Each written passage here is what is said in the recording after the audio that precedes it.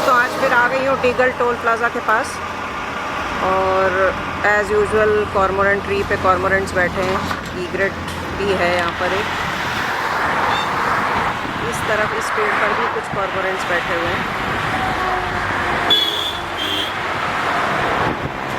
और ये वो पेड़ है जिसपे हमारा ब्लैक क्राउन नाइट हेरन बैठता है और ये बैठा हुआ है। ये देखिए यहाँ पर इस समय देखिए वाटर लिली है, थोड़ी सी काई यहाँ भी जम रही है।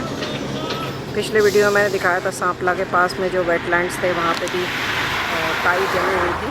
आज फिर वेटलैंड्स के बारे में ही कुछ बात करना चाह रही थी आप लोगों से। पहले कई वीडियोस में वेटलैंड्स के बारे में बताया है मैंने, रामसर साइट्स कैसे, मतलब रामसर साइट का मतलब क्या है, कैसे शुरू हुआ था ये।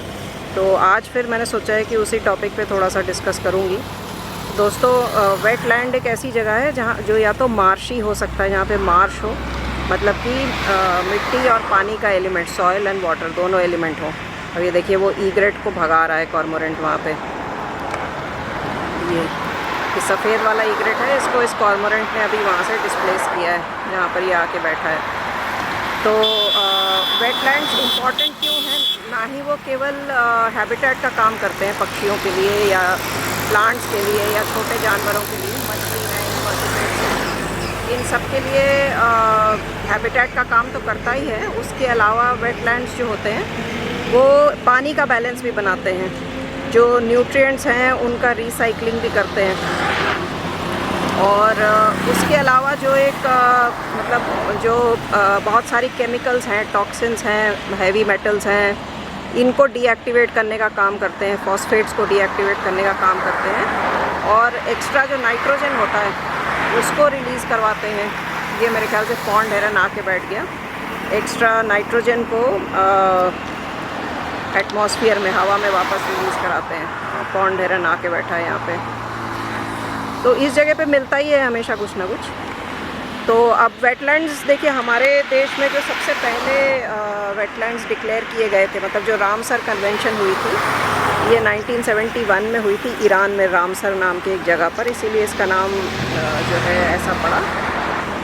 तो इसमें क्या हुआ था कि वेटलैंड्स की इम्पोर्टेंस को इंटरनेशनली रिकग्नाइज़ किया गया था और हर देश ने अपने कुछ वेटलैंड्स को वहाँ पर रिप्रेजेंटेटिव रखा था और उनको रामसर साइट का दर्जा मिला था।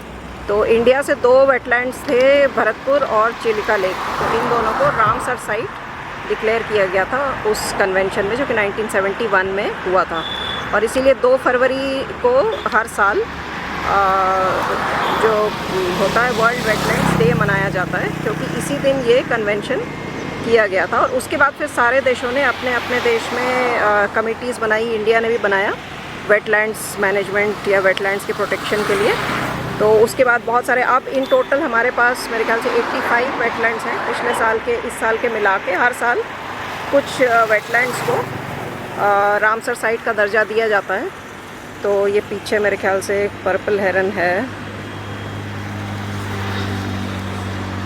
ये दिख रहा है, जिसकी लंबी गर्दन है।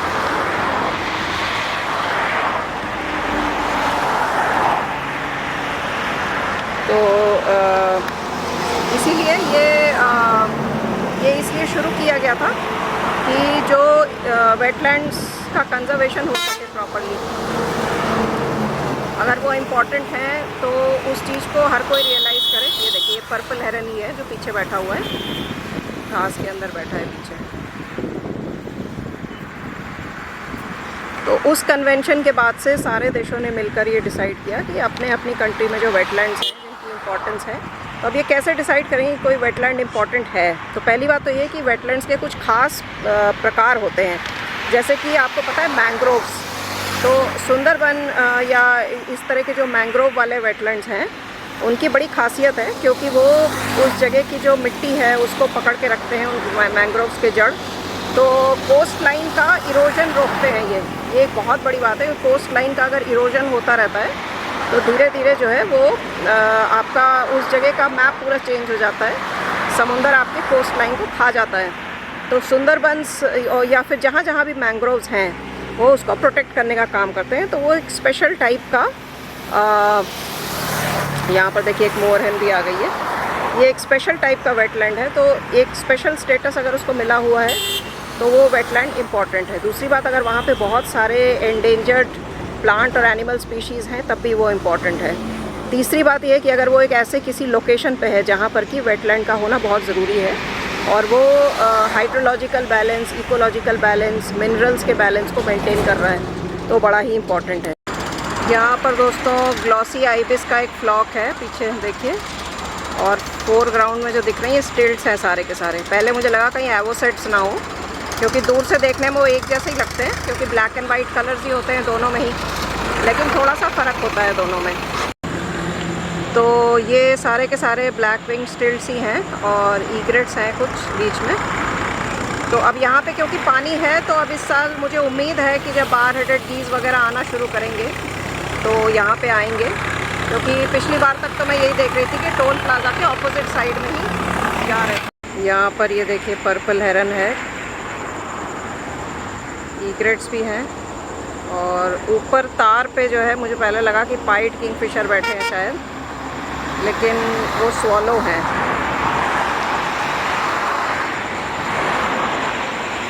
इस पे बैठे हुए हैं ये स्वॉलोज़ हैं यहाँ पर, पाइट किंगफिशर नहीं है।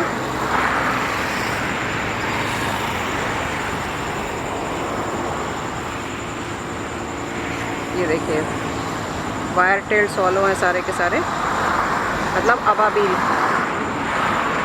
और नीचे यहाँ पे पर्पल हेरन है, ये पर्पल हेरन है। और इस तरफ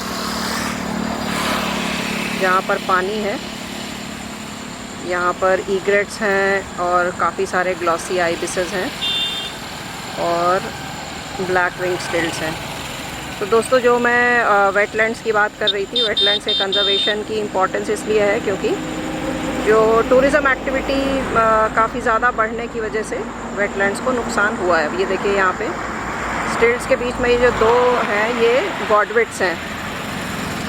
गॉडविट्स का ये देखिए, ये जो उड़ रहा है ये गॉडविट है, इसके साथ में देखिए दो स्टिल्ट्स हैं, बाकी सारे आपको दिख रहे हैं क्लियरली ब्लैक एंड वाइट। ये जो थोड़ा बफी सा कलर है और लंबी सी चोंच है ये गॉडविट है। दिखता ये सैंड पाइपर की तरह ही है, लेकिन गॉडविट है ये।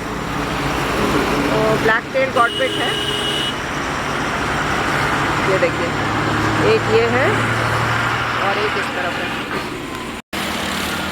तो गॉडविट्स के बारे में आपको पता ही है, अभी अभी मैंने जो माइग्रेटरी बर्ड्स पर 3 वीडियोस दिए थे लगातार एक के बाद एक, उसमें इनका भी मेंशन था कि ये एक बार में सबसे लंबी दूरी क्रॉस करके आते हैं, करीब करीब 12,000 किलोमीटर, जो ये 9 दिन में तय कर सकते हैं, एक लगातार 9 दिन तक उड़ सकते हैं।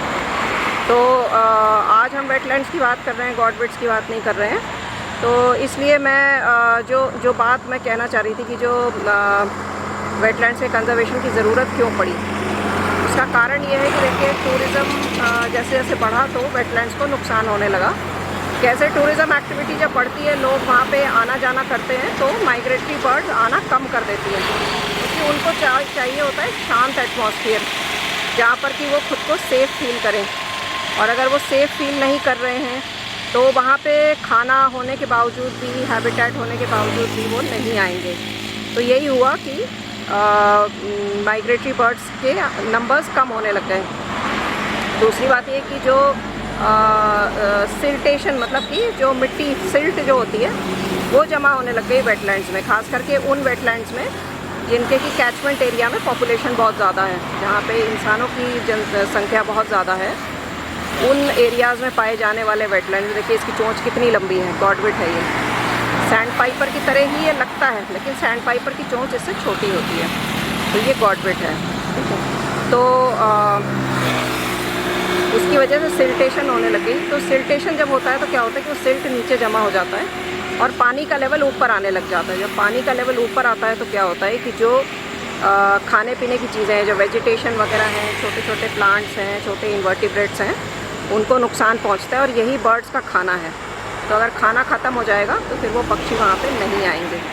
तो इस तरह सिल्टेशन से कई वेटलैंड्स ख़राब हो गए, ओवर टूरिज़म की वजह से ख़राब हो गए। फिर उसके बाद वहाँ पे एक्सप्लॉयटेशन होने लग गया, इसमें ओवर फिशिंग या वहाँ पे प्रॉन कल्चर ये सब चीज़ें होने लग गई। तो उसकी वजह से भी एक तो वेटलैंड्स का एरिया भी छोटा होने लग गया, क्योंकि फिशरीज़ को या फिर प्रॉन कल्चर वाले जो कंपनीज़ थी उनको जगह दे दी गई, तो वो वेटलैंड्स का एक्चुअल एरिया छोटा हो गया। और उसके अलावा टूरिज़्म एक्टिविटी जब भी होती है तो आपको पता है कि water pollution, soil pollution, noise pollution सब कुछ होता है।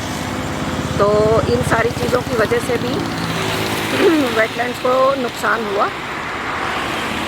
और इसी वजह से ये मतलब मजबूरी आई कि इनको कंज़र्व करने की ज़रूरत है।